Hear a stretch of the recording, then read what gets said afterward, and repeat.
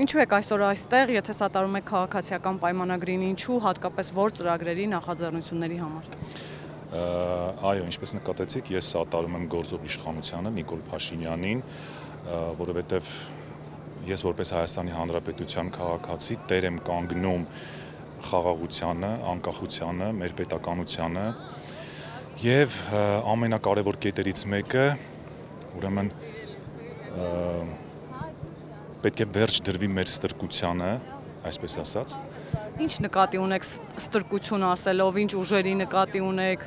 Նկատի ունեմ Ռուսաստանի Դաշնությանը, որ մեզ երկարամյա, այսպես 200-300 տարի է արդեն չի թողնում, որ մենք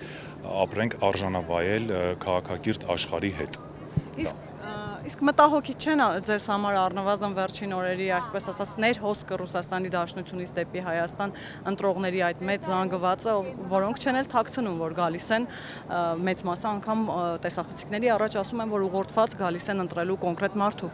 Միանշանակ մտահոգի չէ, դրանով իսկ Ռուսաստանն արդեն ապացուցում է, որ դեմ է Հայաստանի Հանրապետության քաղաքացու ազատ կամ արտահայտմանը եւ ուղղորդում է իր քաղաքացիներին, անկախ նրանից, որ Հայաստանի Հանրապետության քաղաքացիներ են եւս, այդպիսով փորձում է խոչընդոտել Հայաստանում ապրող հայերի ինքնորոշումը, թե որ ուղղությունն է ուզում ընտրել Հայաստանի Հանրապետության քաղաքացին։ Իսկ վերջին օրերին այդ ճնշումները, սանկցիաները ինչ որ իմաստով, որ լարսը կփակեն, գազի գների մասին են խոսում, տնտեսական որոշակի սպառնալիքներ, սրանք կարող են դրական արդյունքներ ապահովել այն ուժերի համար, որոնք հովանավորվում են իրենց կողմից, թե կարծում եք հակառակ էֆեկտ կարող են ունենալ նաև։ Միանշանակ հակառակ էֆեկտն է ունենալու։ Ես որպես Հայաստանի Հանրապետության քաղաքացի պատրաստ եմ կրել զրկանքներ,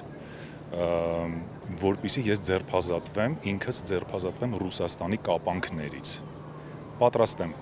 կրել զրկանքներ։ Եվ վերջում խաղաղության գործընթացի մասով ինչ տեսակետ ունեք, որովհետև քիչ են նաև այդ առումով քննադատությունները, որ Ադրբեջանը այնուամենայնիվ այն պետությունը չէ, որի հետ պետք է գնալ խաղաղության կամ ուղիղ երկխոսել, անգամ նման տեսակետներ կան։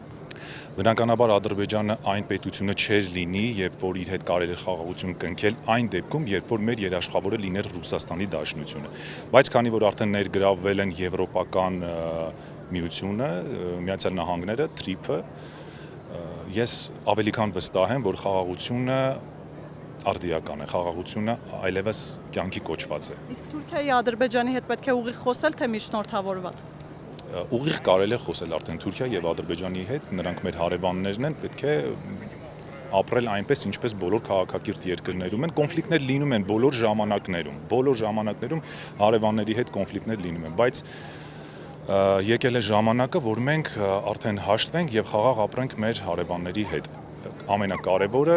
արժանապատիվ դաշնակիցների եւ երաշխավորների հետ։ Այսինքն դուք վախեցած չեք գնալու ընտրությունների, այս սպառնալիքները հաշվի չեք առնելու։ Ոչ, ես